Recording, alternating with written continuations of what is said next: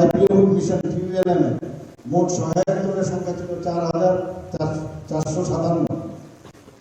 এখন কত হয়েছে? এবং সদস্য সংখ্যা 4,000 ছিল, সেটাকে এখন 44,570 জন। ত্রিপুরা রুরাল লাইভলিহুড মিশনে TRL মোট সহায়ক দলের সংখ্যা 50,430। এখন সদস্য সংখ্যা তাতে প্রায় 4,52,073 জন হয়েছে। তো সেইভাবে আমরা যারা মা বোনেরা আছে তাদের পক্ষে অনেক সুবিধা হয়েছে।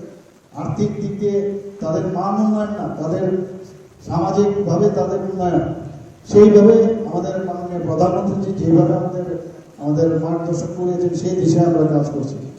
আপনারা জানেন যে স্বাস্থ্যের যেখানে অবস্থা, আপনাদের এখানে কিছুদিন আগে ট্রমা সেন্টার, আমি নিজে এসেছিলাম, তো ট্রমা সেন্টার একটা হসপিটালে থাকা মানে বিশাল ব্যাপার। তো এবার বিধানসভাতে বলছিল যে কি ট্রমা সেন্টার, কোথায় কি জানি না।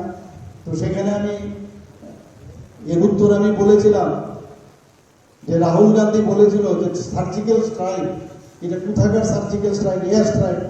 তখন একজন তার উপরে বলেছে যে নেক্সট বার যখন সার্জিক্যাল স্ট্রাইক পাকিস্তানে বা অন্য জায়গায় হবে, ওনাকে নিয়ে চলে যাবে, ওনাকে দেখিয়ে দেবো সার্জিক্যাল স্ট্রাইক হচ্ছে কি হচ্ছে না।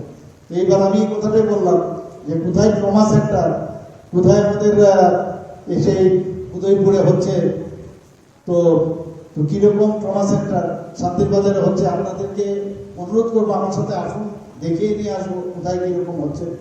তো সেইভাবে আমি উত্তর দিয়েছি ওনাদেরকে। আমাদের এখানে 7-7টা সুপার স্পেশালিটি এখন OPD এবং IPD চলছে আমাদের। আগে আমাদের এখানে মানুষ কোথায় কোথায় বাইরে চলে যেত, আমি বারবার বলছি যে এটা বিশ্বাসের উপর ডিপেন্ড করে, কোথায় কোথায় আমরা বাইরে চলে যাই। তো সেটা না করে এখানে যেহেতু সুপার স্পেশালিটির ব্যবস্থা, নিউরো সার্জারি থেকে আরম্ভ করে আমাদের অনকো সার্জারি থেকে আরম্ভ করে অনকো মেডিসিন, আমাদের ইউরোলজি, সমস্ত বিভিন্ন বিষয়ে এখানে হার্ট সার্জারি হচ্ছে, এখন ওপেন হার্ট সার্জারি, সব দিক দিয়ে এখন সব অ্যাভেলেবিলিটি আছে। আরও 100% হবে সেটা কোনো অবস্থায় সম্ভব নয়, নতুন নতুন জিনিস আসবে। ডেন্টাল কলেজ বহুদিনের পুরনো একটা আমাদের আশা ছিল, ডেন্টাল কলেজ এখানে হচ্ছে, এই বছর থেকে শুরু হচ্ছে সেটা। দুটো মেডিকেল কলেজ, আরও ইনভেস্টর আসছে বহু জায়গার মধ্যে মেডিকেল কলেজ করার জন্য। এটাও ভাববার কিছু না, কোনো একদিন হয়তো এরকমও দেখবেন যে শান্তিরবাজার বা সাউথ একটা মেডিকেল কলেজ হয়ে গেছে। আমরা চাই যে আস্তে আস্তে করে সব জায়গায় সব যেসব বেনিফিশিয়ারি ঠিক আছে এগুলো আমরা দিয়েই থাকি, আমাদের সেন্ট্রালের বেনিফিশিয়ারি আমাদের স্টেটে, কিন্তু এইগুলো আমরা দেখি ইনফ্রাস্ট্রাকচার যাতে ডেভেলপমেন্ট হয়। আমরা 1 বছরের বাজেট দিই, 1 বছরের বাজেটে এই 27,600 যে টাকা, সেটা আমাদের এটা 1 বছরের বাজেট। সব কিছু 1 বছরের মধ্যে সব হয়ে যাবে সেটা তো কোনো অবস্থায় মানে ভাববার অবকাশ নেই। এটা 1 বছরের পরে সেকেন্ডবার আমরা যে জায়গাগুলো আমরা মানে হাত দিইনি সেইগুলোতে আবার করবো, তো সেইগুলো বুঝতে হবে। আমি আপনাদের কাছে একটা সত্যি কথা বলতে কি, গতকাল আমার কাছে একটা নতুন অভিজ্ঞতা হয়েছে কাঠ মৌসুমে। আমি সেখানে রেখেছি যে কাঠ মৌসুমে কি আমরা যে বাজেট রাখলাম সেই বাজেটের মধ্যে ওনারা কি বলবেন, সমস্ত বিরোধী দলেরা যে এই বাজেট থেকে 1 টাকা কমিয়ে দেবে বা 200 টাকা কমিয়ে দেবে। তো একদিকে বলছে ওখানে আরো ব্যবস্থাপনা বাড়ানোর প্রয়োজন, ওইখানে আরো ডেভেলপমেন্টের প্রয়োজন, আবার কাঠ মৌসুমে বলছে কম করতে। তো এটা আমি ওনাদেরকে বলেছি এটা কাঠ মৌসুম না হয়ে এক মৌসুম হওয়া উচিত।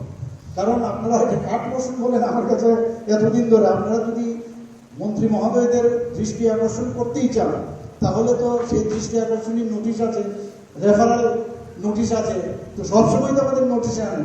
এই কাঠ মৌসুম এটা আবার কি, আমি মানে আমার সাথে একটা সমস্যা হচ্ছে, যে কোনো একটা বিষয়ে আমি একটু ভিতরে ঢোকার চেষ্টা করি। আমি বললাম যে কাঠ মৌসুমের এটা তো অদ্ভুত, আপনারা কাঠ মৌসুমের কথা বলছেন, কিন্তু রাজনৈতিকভাবে আপনারা আমাদের সামনে কি রাখছেন যে ওখানে এইটা নেই ওইটা নেই আরো বেশি, কিন্তু আবার বলছেন যে 1 টাকা কমিয়ে দিন, তাহলে কি দাঁড়ালো এটা? তো এটা আমার অভিজ্ঞতা, আমি সেটা ওখানে কালকে বিধানসভার মধ্যে আমি রেখেছি। এবারে বিধানসভা রাত্রি 10:15 থেকে 10:30 পর্যন্ত ত্রিপুরার ইতিহাসে আমাদের রতনবাবু বলছিলেন যে ওনার 31 বছরের অভিজ্ঞতায় এত লম্বা বিধানসভা এত দীর্ঘদিন ধরে কোনোদিন হয়নি। এবং সবচেয়ে বড় বিষয় হচ্ছে এবার বিধানসভায় সমস্ত যারা বিরোধী দলের সবাইকে স্কোপ দেওয়া হয়েছে গণতান্ত্রিক বারবার বলছে যে গণতান্ত্রিক অধিকার হরণ হয়েছে, সেটা বলবার কিন্তু অবকাশ নেই। সবাইকে কথা বলতে দেওয়া হয়েছে, কিন্তু মাঝে মাঝে ইরেলিভেন্ট টপিক হয়েছে, ওখানে হবে বহুদিনের পুরনো অভ্যাস। এবং সারা ভারতবর্ষের মধ্যে এবার আমাদের যে বাজেট অধিবেশন হয়েছে এই নিয়ে বিভিন্ন চর্চা হচ্ছে যে এত সুন্দর হবে কি করে হবে।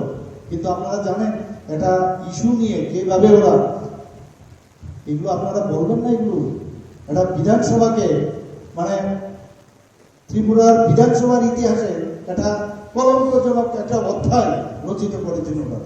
র্যাম্প, আপনার র্যাম্প আপনারা দেখেছেন, ছেলে আর মেয়ে হাটে যারা কাজ করছিল, আমি ওদের জন্য করোনা হচ্ছিল, যারা কাজ করছিল সেই টেবিলের মধ্যে উঠে ওরা র্যাম্পের মধ্যে একবার এদিকে যাচ্ছে এদিকে আসছে, মানে অধ্যক্ষকে সেই কাগজ ছুঁড়ে মারছে। অদ্ভুত। তুমি জনপ্রতিনিধি, তোমার ঠিক আছে, তোমার অধিকার আছে, গণতন্ত্র অধিকারে, তারও একটা নিয়মাবলী আছে। তো আমরা যখন পাঁচজনকে আমাদের যে 330 যে রুলস আছে, সেই কারণে আমি আমাদের সেই স্পিকার মহোদয়কে বললাম যে ওনাদেরকে আপনার বহিষ্কার করুন। বহিষ্কার করলাম, পরবর্তী সময় বললাম যে না, ওনাদেরকে আবার নিয়ে আসুন। তো আসার পরে আবার কি দেখলাম, সে একই, এবং যিনি এইসব কাজ করেছেন সে তো আগেও এগুলো কাজ করতেন। এখানে যে মানদণ্ড বা এই যে আইনদণ্ড সেটাকে নিয়ে উনি এর আগেও ছুটে পালিয়েছিলেন, কিন্তু কথায় কথায় বাইরে গিয়ে বলবেন যে আমি জনসাধারণের জন্য কথা বলতে চাই, কিন্তু আমাকে কথা বলার সুযোগ দেয়নি। আরে আপনার তো বলবার জন্য আর এইসব কর্মকাণ্ড সারা জীবনই করে এসছেন, কিন্তু এইবার যে কারণে আবার সেই 330 যে আমাদের যে বিধানসভার যে রুলস সেটাকে ব্যবহার করে ওনাকে এই সেশন থেকে পার করে। তো এইবার খুব মজার বিষয় হয়েছে, এর আগে উনি যখন বেরিয়ে গেছেন সবাই কিন্তু বয়কট করলো, কিন্তু এইবারের একটা মজার বিষয় হলো উনি যখন বেরিয়েছেন সেটা উনি একাই বেরিয়েছেন, ওনার নিজের দলের লোকও বেরিয়ে। তো সেই শোলের যে একটা পিকচার আপনারা নিশ্চয়ই অনেকে দেখেছেন, যে শোলের মধ্যে আসরানি যখন সেই জেলের মধ্যে বলছিলেন যে হল্ট, আধা বায়ে আর আধা ডাইনে আর বাকি সব মেরা পিছে। তো এমনি অবস্থা হয়েছে, তো কেউ আপনার বায়ে আর ডানে সবাই তো চলে গেছে, তো মাঝখানে উনি একা চলে গেলেন। তো এই দৃশ্যটা ওনার সাথে আমি রিলেট করলাম আর কি।